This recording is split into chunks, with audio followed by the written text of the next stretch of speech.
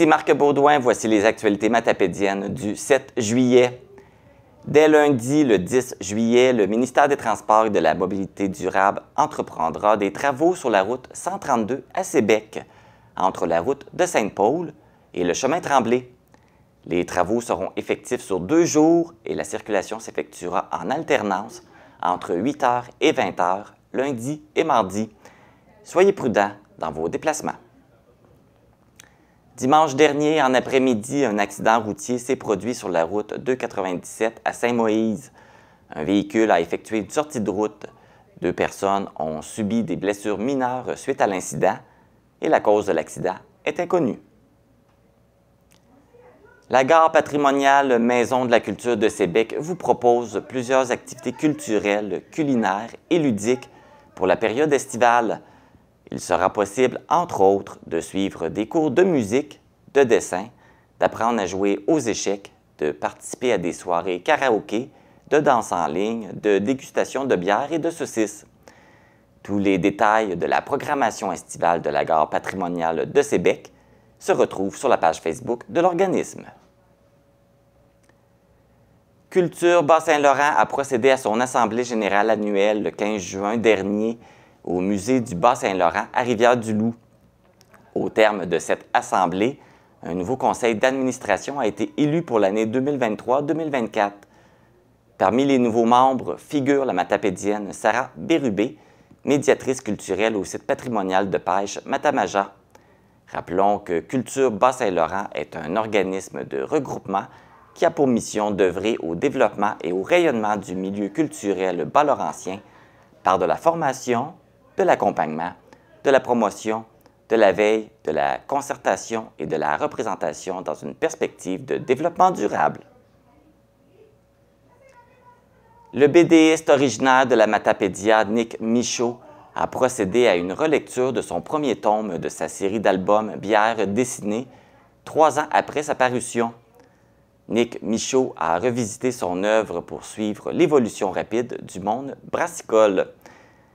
La première modification fut d'ajouter les microbrasseries de la Côte-Nord et la seconde, de mettre à jour les pages des microbrasseries du Bas-Saint-Laurent et de la Gaspésie.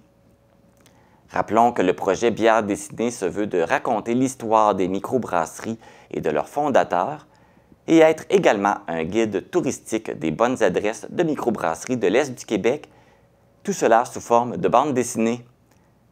L'album est disponible dès maintenant en ligne sur le site des éditions Sawin et dans toutes les bonnes librairies de la région.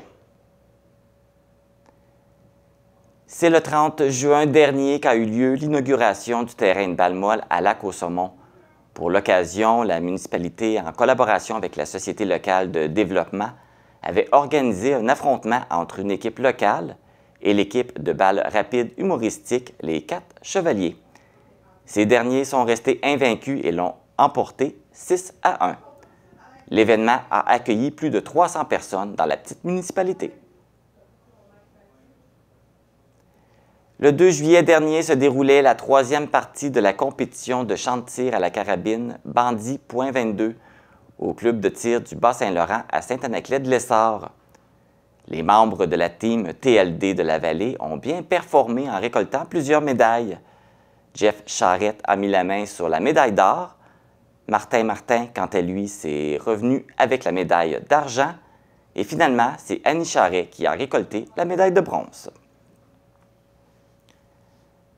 On connaît maintenant l'identité des derniers athlètes et entraîneurs accompagnateurs matapédiens de l'équipe de la région Est du Québec qui participeront à la 57e finale des Jeux du Québec à Rimouski du 21 au 29 juillet prochain.